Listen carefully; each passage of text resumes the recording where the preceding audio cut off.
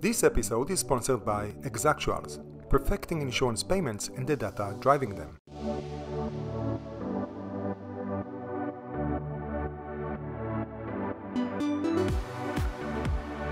Question that always people ask, so the Patagonia, is that sponsored by the fund or is it just the uniform? I would say it's been obviously a West Coast thing for a long time, but truthfully, I got introduced to the company probably in the late 1990s. I was a big fly fisherman, always have been, and they've always made really great gear. Really enjoyed it, and as it sort of turns out, there's been obviously convergence of West Coast culture and some of the things that I love. And I think that maybe the thing that a lot of people know this, but for those that don't, is they're just a really great company. They align to values that I believe in, and they're both a capital making enterprise and also a impacting organization for both the environment and communities. And I just think that's a really, they very much believe in the sort of foundation of the business and what it's about and the ethics there. And I'm always happy to support an organization like that. I think, we look for that in the companies we invest in. And, I'm not an investor in Patagonia, but I can certainly be happy to wear a vest or whatever jacket or fleece that I happen to pick up. So, but it does seem to have embedded itself in the culture for whatever reason. Maybe that makes you want to take it off. I don't know. No, listen, I have a vest and I have a couple of other products of them. So as an investor, well, I'm a customer. I'm a great believer in what they do. And it's just, I'm sorry, it's a common joke. I think when was that? A year or 2 years ago that someone started this Twitter storm against the vests that Patagonia, most likely it's someone in Silicon Valley in San Francisco.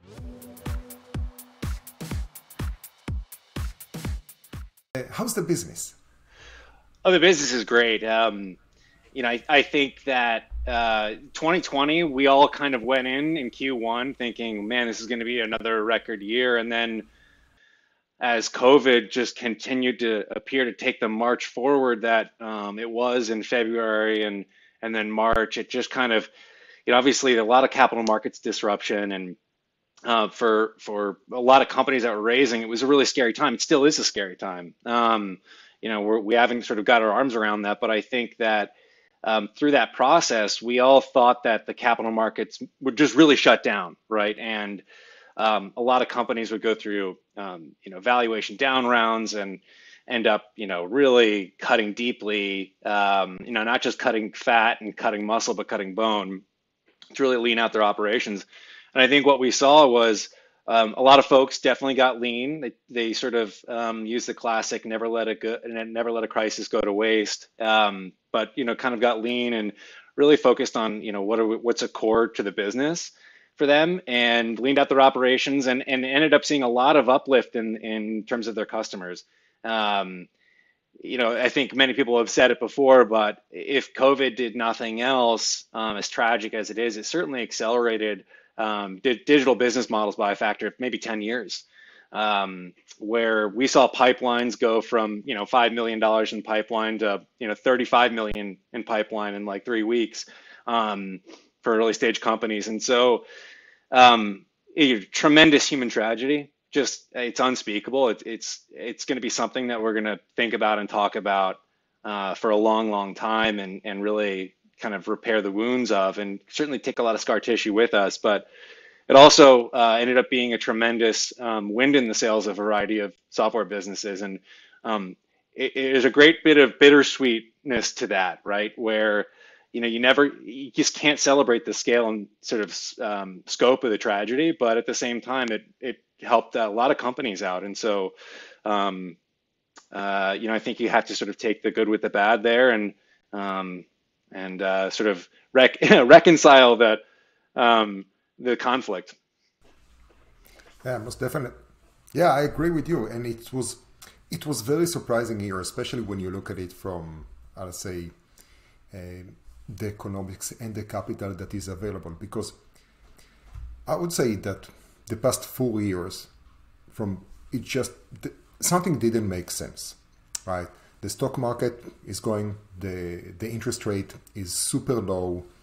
The money has nowhere to go, especially in the past year, that even real estate, commercial real estate, that's like the main stabilizer when we're looking at long-term loans and the different bonds and the price of the bonds. So where will it go? Is it just going to just in the market, or can you actually divert that to the venture capital as one of those vehicles? And that, before we jump into SPAC and talk about that, actually let's use that.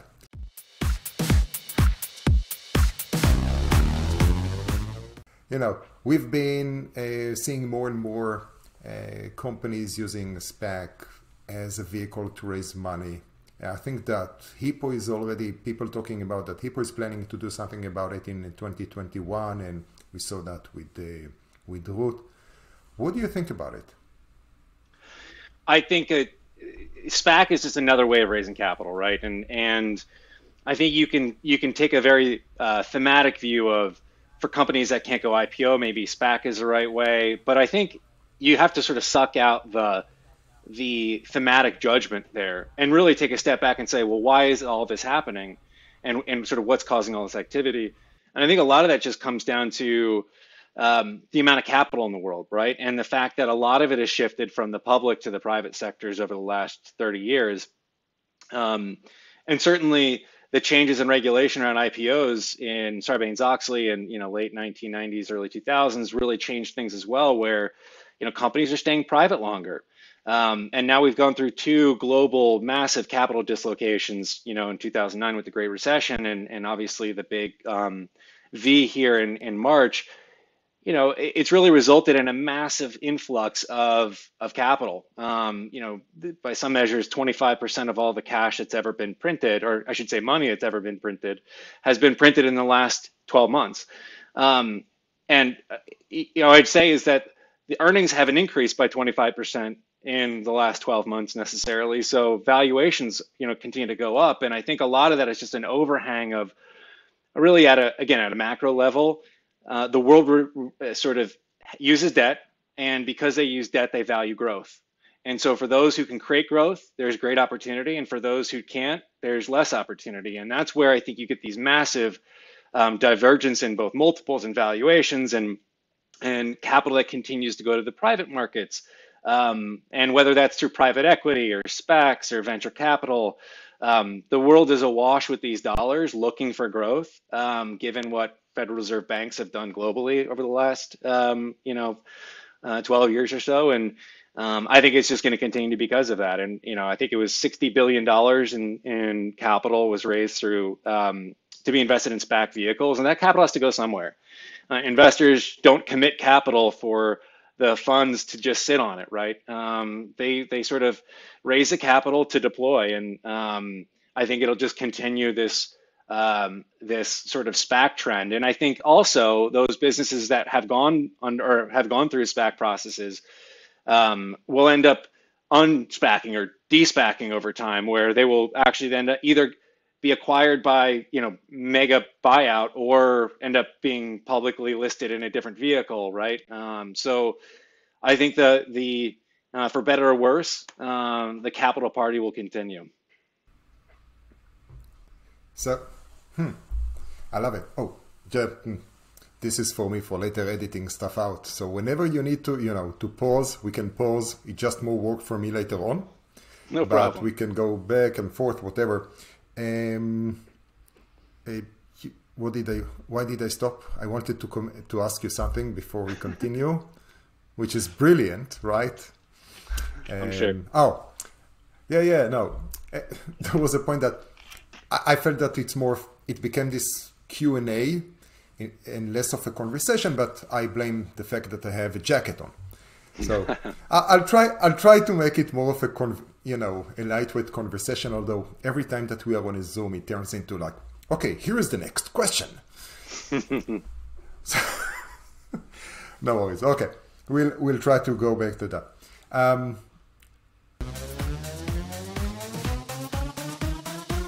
Is Nationwide is the only LP? That's right. Yeah, Nationwide is Yeah. its own limited partner. Yeah. Yeah, the only reason I'm asking is because usually the expectation is a return of 8% annually from a fund. And then it's with all what we see now on the macro level, is that the right way to see it? And especially, is it easier to get new LPs if it's not, well, not in your case, but other VCs? What do you think?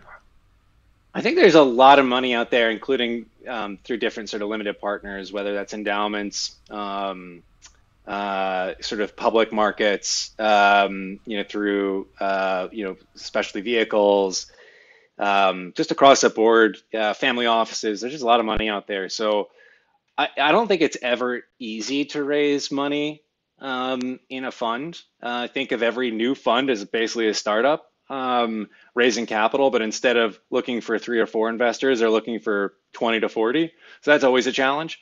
But there's a lot of capital out there, and I think that there's both advantages and disadvantages of having different types of LPs and different numbers, whether it's a sole LP or not. What do you think about AngelList? Didn't they solve a little bit of that problem? Yeah, to a certain extent, they did, and I think ultimately providing folks access to more companies to invest in is a net benefit, right? So no doubt about it. I do think that folks should always think about adverse selection and where they look for deals. And the concept is if they're talking to you, right, they've probably talked to other people, and maybe those other people have said no. So and we ask ourselves the same question, right? Which is, why are they talking to us? Why do they want to talk to us? Why us specifically? Which is not a question that a lot of investors ask themselves, but I think folks on AngelList should ask themselves the same questions. If there are other companies that have done similar things and have become successful, right? Maybe there's learning in the market. Maybe there's a precedent with the companies and or markets or products. And but I think AngelList is a great vehicle. I think those will continue to proliferate. And the great irony about all of that, and I sort of apologize for going on long here, is that we've defined accredited investor based on dollar thresholds, right, of people who can invest, right, which is you've got to be an institutional investor and have X many thousands of dollars in your bank account and earn X amount of dollars. Meanwhile, the folks who are writing regulation to sort of equitize that and make it more equal for folks, for retail investors, are making below institutional investor salaries, right? So the people who are writing the rules know a lot about the rules and these vehicles, alternative investments in startups and private equity, and yet they can't even invest in themselves. Well, that seems to be a little bit of a problem, right? So what's an accredited investor? Well, someone who has the knowledge and experience to invest. It isn't necessarily a income threshold or a balance sheet size necessarily. So I think as long as we sort of build additional vehicles for people to invest, that's a good thing. And hopefully we'll make rules and the world will evolve to sort of think about these new platforms and new ways that retail investors can continue to invest in creative and return-making ways. With vehicles like AngelList and other syndication enabling people to invest in private companies, that provides them so much new opportunities, especially when we have this volatility and uncertainty in the current market. Now, taking it a little bit back to what we discussed, seeing all kinds of, still we see investments, the classical investments in the InsurTech space. And this is more or less where our domain of expertise, I would say. Yeah, today I saw another investment of, I think it was a seed or Series A of 3 point something million in a startup for commercial insurance, Joshua or something like that. Is there a need for another one? It's a fantastic question, and the answer is I don't know, and I don't know if anyone knows. And the reason why I say that is sort of look at what a lot of the InsurTech leaders have done over the last 5 years. you could also ask yourself the question at the same time when they were getting a seed check and Series A check, like, does the world need this? Is the world missing something? And there's oftentimes these secrets embedded inside these companies around how systems are connected and data can be analyzed across silos the way it couldn't have been before, that creates new opportunities, right? And so you wouldn't think that there would necessarily be innovation to be had in some of those companies, but yet, in fact, fast forward 3 years and you realize, wow, well, here's what we missed, right? They connected all their disparate data lakes and data silos. They were able to iterate inside the customer funnel because they were digital first, right? And the combination of all these layering effects of that are all complementary create something brand new to market, like a company we invested in Next Insurance. And it wasn't necessarily always obvious early on that it was going to be hyper successful, but sure enough, again, you fast forward in 5 years or so, and you realize what they've done is pretty disruptive. And so it's tough to judge these immature businesses without seeing those secrets and seeing what they're seeing on the inside. And so I may say no now. We may realize something in 3 years that we didn't know today just being on the outside. So that's why I'd say I don't know. At what stage did you invest at Next? We invested in their Series B in, I believe it was early 2017. And, I think they had great team, really had a crisp strategy. They knew exactly what they wanted to do. And I think, invested in a period where they were just gaining, market traction and really finding product market fit. And they've just taken off since. It's been a great team there, and we've been very lucky to sort of be involved and invest in the company.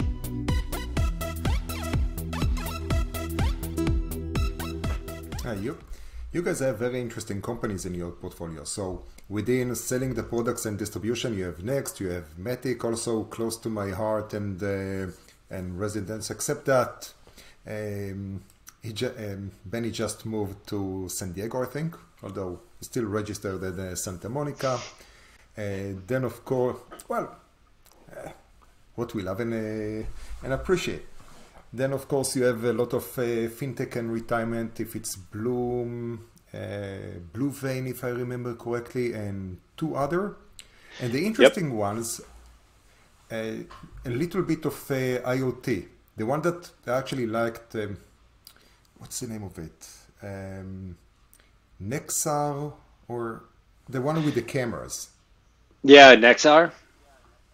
Yeah, it's a pretty cool idea, because you already see all kinds of Uber drivers that have some sort of this solution in the car. So why not, integrate it and then reduce the risk, or especially the claim process. Yeah, and Tesla has done a fabulous job bringing software to an ecosystem and a product line in a way that it had been delivered, but not at quite the scale that Tesla is operating at.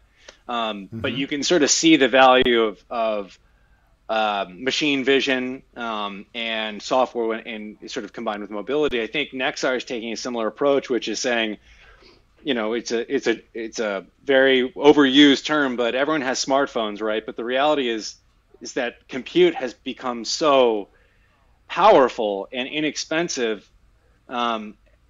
Bringing that into a smart dash cam and embedding machine vision and AI and connecting that into a software platform using your smartphone is just, it's going to happen, right? And so software that will creep into every corner of everything. And that's part of the reason why we invested in Nexar, is that, they saw the same vision for where they wanted to take the company. And obviously they've done fabulous things growing their company and growing the technology. It's been really fun. I love to see those technologies, if it's using LiDAR or Mobileye or whatever the different solutions, and then you see that super amazing technology and try to, successfully integrate them into the insurance space or any other thing. And that opens up like 2 directions of conversation that I would love to explore.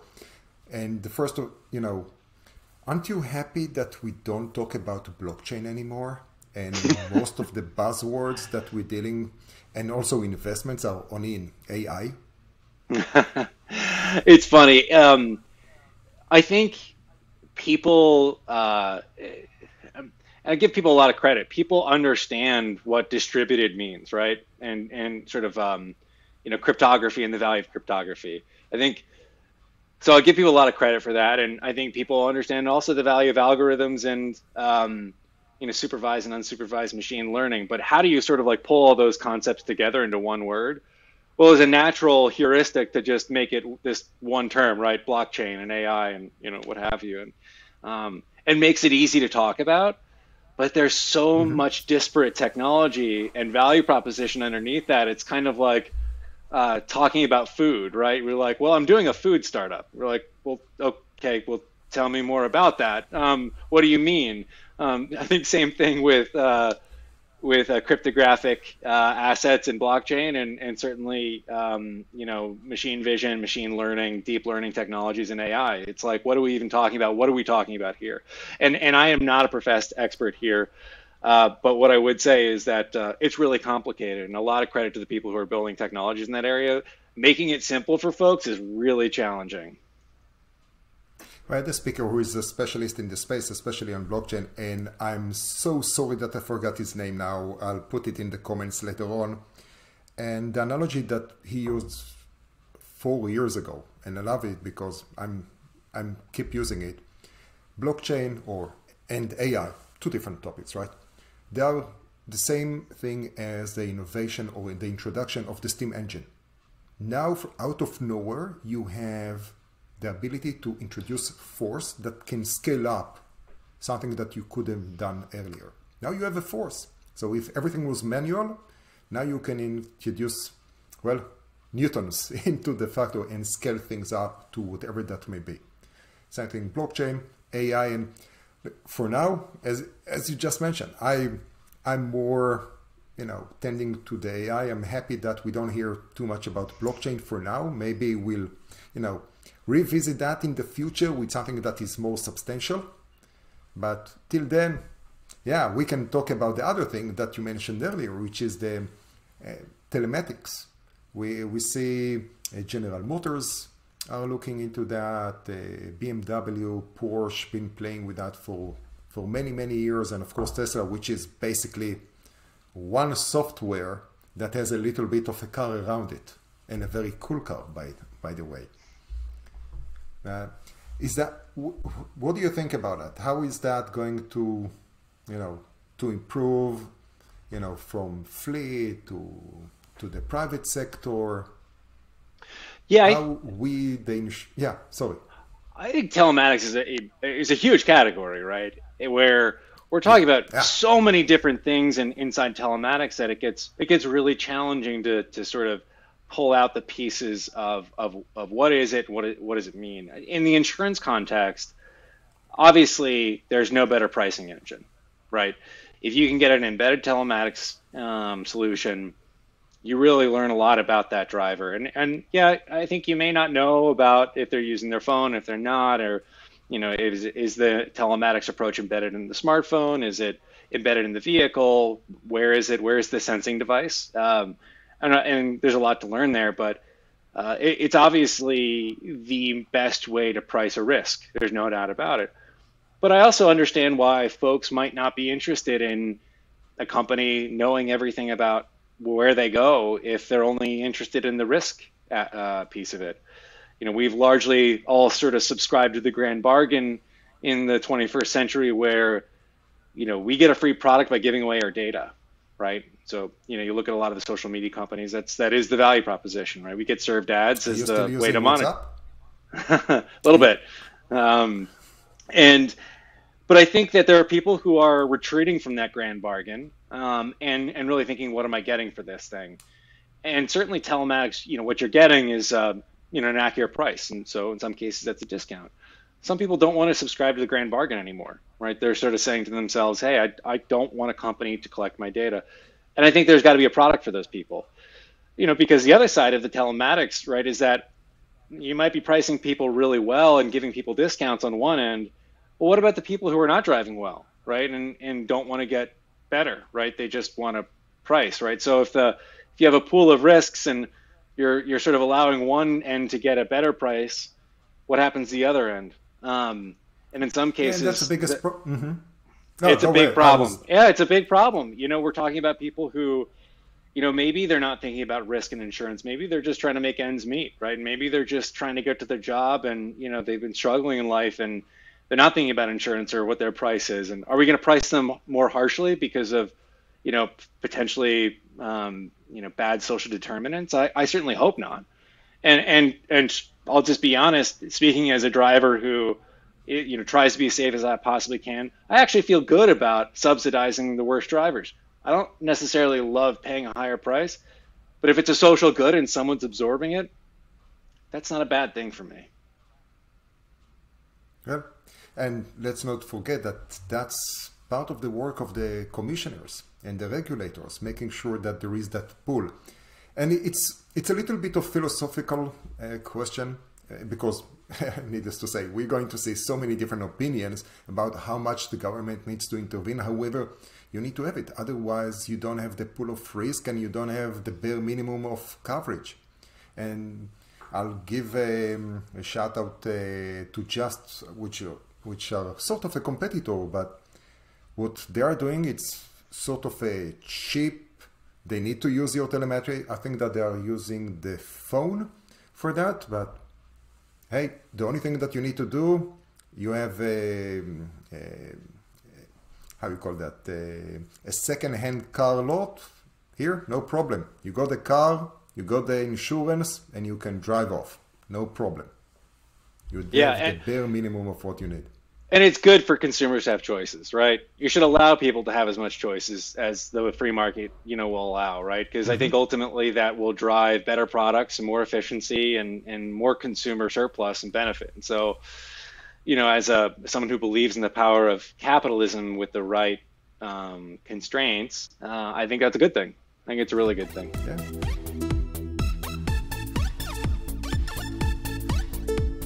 Yeah. Do you think 2021 is going to be just another 2020? I do.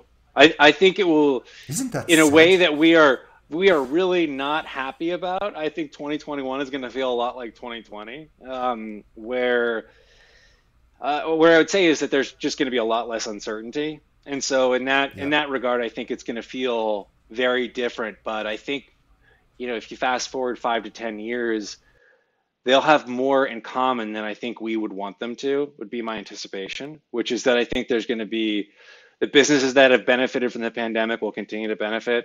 I think that, the pain will still be felt sort of across the board. And I think investment in InsurTech and FinTech is going to continue. And I think for lots of reasons that's going to occur, but I think it's just going to continue to accelerate. We thought 2020 was a black swan, and I think we realized it's actually, maybe in the traditional way, it actually is a black swan, which is much more common than we would prefer to like to think. Yeah, now when I look at 2020, the uncertainty of basically, well, Q1 was almost normal, but Q2 was basically a disaster. But having said that, that's, personal in other areas. But from an InsurTech, we had an amazing year. It was another record of investments, a new record of mergers and acquisitions, several exits. One of the things that was very interesting, you see Bold Penguin acquiring one of the geniuses, Risk Genius or one of the geniuses. And then last week it was acquired by American Family. You had all these things, an exit, and more money and more capital is injected into the space to enable further growth. Now, have you seen any difference between investment now and what you're looking into 2021 in terms of the stages? You guys are doing usually Series A and above, right? Yeah, so typically we're looking at Series A, B, and C stage businesses. And that's in part to both. That's where we can find our most commercial opportunity when we invest in a company like that. But it's also the one where the relationship capital that we try to imbue into the company and into Nationwide carries the longest because there's fewer pivots and sort of major strategy changes in the company because they're sort of in a little bit farther into their product market fit. So we generally invest A, B, and C, average check size between, 1 and 10 million, pretty flexible when it comes to capital and ownership as long as the economics make sense and there's, multiple strategic shots on goal. So I would say for 2021, I think there's going to be likely just more later stage companies. Typically every year we're taking a look at new company formation, Series A, seed investment, Series A investment, angel investment, kind of where things are going. And, year after year, for every year since 2015, there's just more and more growth stage investment. I think you look back in 2016, 2017, we got calls from institutional venture investors who had not made an InsurTech investment asking us the question, what are the metrics that we should be looking at here? And that's not because they aren't really bright people, right? They're all super bright people. We're super lucky to work with all of them. But the question was, what were the Series B metrics for InsurTech companies? I think we figured it out, right? And folks are now looking at premium run rate and growth and attrition, and they've gotten pretty darn wise about what they're looking at and why they're interested, and that has really helped later stage companies raise additional capital and ultimately get to IPO or an exit that they're looking for, and the overall maturation of capital markets. So I think there's going to be more of that. I hope we don't lose the seed investing though, because that's really where the rubber hits the road and a lot of the new gets put together. New teams are capable of doing new things. And that's where I hope there's, continues to be a lot of folks that take big swings at the sort of the world of InsurTech. And so I hope there's just as much or proportionate amount of seed investing and seed formation as there was before, but we'll see. Do you think we are missing something? Because the way that I see that, I'm talking about 2020, 2021, the focus now by the insurance companies is on saving cost. If earlier we saw the different trends over the year, it was distribution and the mindset just, I'll put money wherever I can increase my distribution and, show me where the revenue is. I put $1, I want to see 1.2. Nowadays, especially with COVID wage, with reorgs and all kinds of other things, they started to invest money or to allocate budget for projects that will save the money, which is another part of the digital transformation mindset. I think there's a reason for that. I think there's a reason why InsurTech 1.0 was very much distribution focused, and maybe InsurTech 2.0 and 3.0 is really ops focused, and maybe that's better fit for core software, where I think it would appear that folks who started off and those first entrepreneurs were trying to fix the customer attachment point, right? The experience that they had that they needed to fix, right? It just makes sense the reason why they. Exactly. It just makes sense that that's the place they started, which is this was too hard. It can be easier and smarter and cost less and, all those things, right? Cost and convenience. And so they started companies and they built companies in that space and they did a great job of it.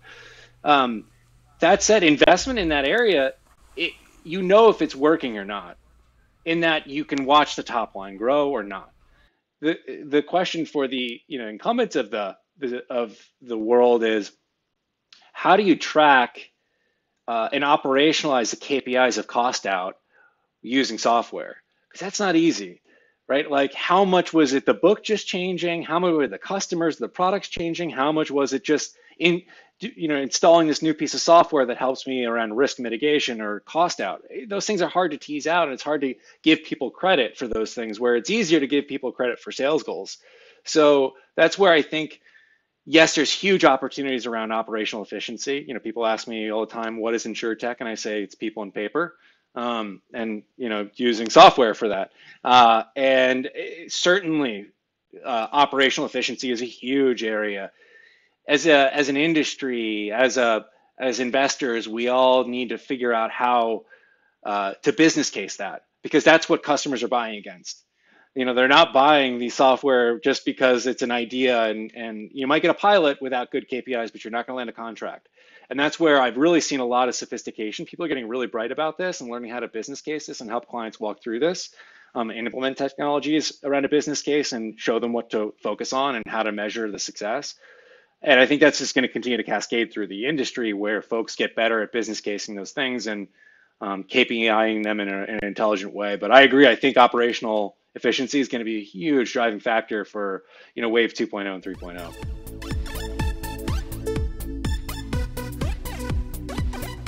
So what are we missing? What can we do to help facilitating that?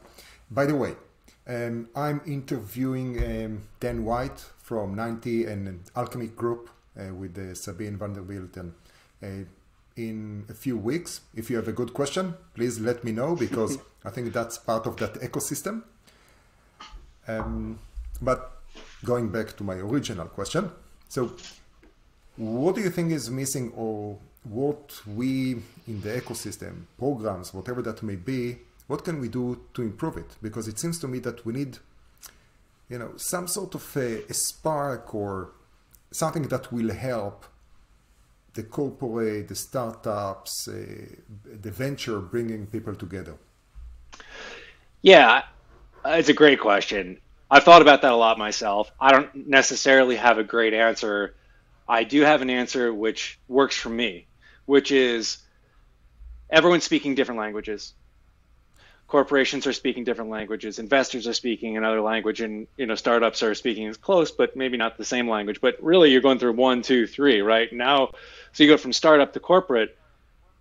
It may rhyme, but it may not make a ton of sense, where those languages are very different. And I think maybe what it comes down to is, how do you speak from the same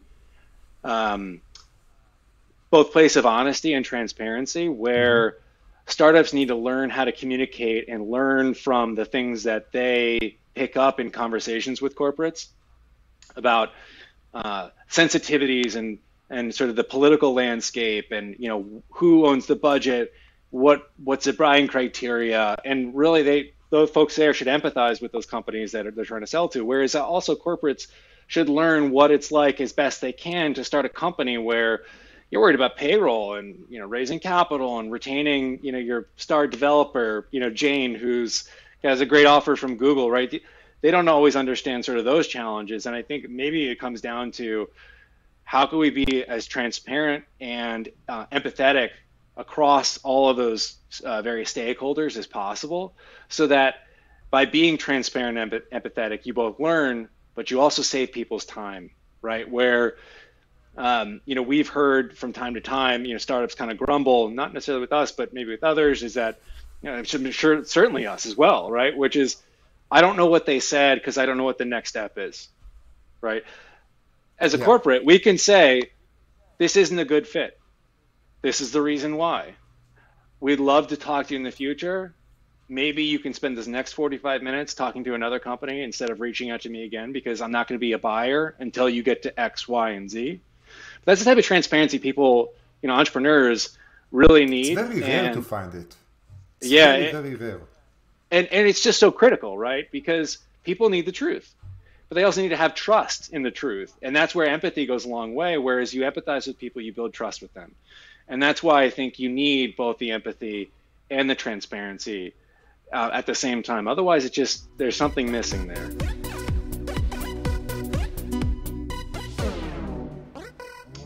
So let me ask you a question, which is completely a different topic. What's the story of the football behind you? The football behind me is signed by my favorite football player of all time, which is Brian Dawkins. I'm originally from Philadelphia.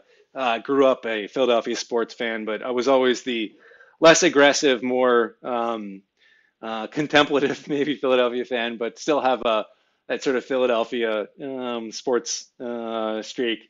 So he was a safety for my favorite football team, the Philadelphia Eagles, and just grew up admiring him, and had the opportunity to get a signed football after they won the Super Bowl in 2017, also the year he was inducted into the Football Hall of Fame. And it just kind of reminds me of, I think a great role model of someone who can have passion, but also treat people with a great deal of respect and work hard. So a real role model in my life, and I get to look at that football and be reminded of him in meetings like today. Are you missing going to games, or have you? When was the last time that you went to a game? The last time I went to a football game was college, a couple years ago. The last time I was at a professional game was probably 2013 or somewhere in that range. I don't know if I enjoy a great football game, a live one. The great football games live are truly amazing. I'm not sure if the average football game is as good as being in a very comfortable couch, hanging out at home, having the opportunity to cook whatever you want, and be able to use a clean bathroom if you ever need to, right? So I think the at-home experience, the average at-home experience for me is a little more enjoyable. But one day I'll get back. Yeah, I think that I will add to that also the price of the beer and the quality of the beer, and how much time it takes you from buying it to actually go back to your seat and give the rest of the beers that you just bought. But it's part of normality that I'm not a big fan, or I haven't gone to many games, but it's something that it's the small things that we miss. Yeah. By the way, I miss them as well. As an extrovert, it's not just the opportunity to talk to folks such as yourself and chat once in a while and get on weekly phone calls. I think it's the authentic relationship building of sort of being in person and laughing together and taking notice of life and sharing observations, which or sometimes are just pure serendipity, and unfortunately still missing that. But sacrifices around keeping folks safe, I'll be happy to make them.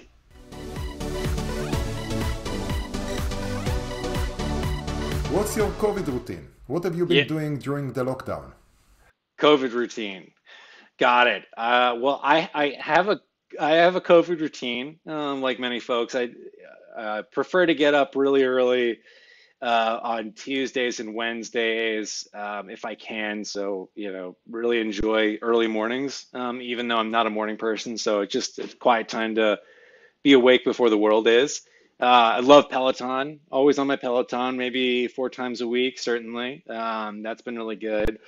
Once it gets a little bit warmer, I'll be running in the mornings. Also a favorite activity of mine, even though I'm pretty slow. But enjoy that.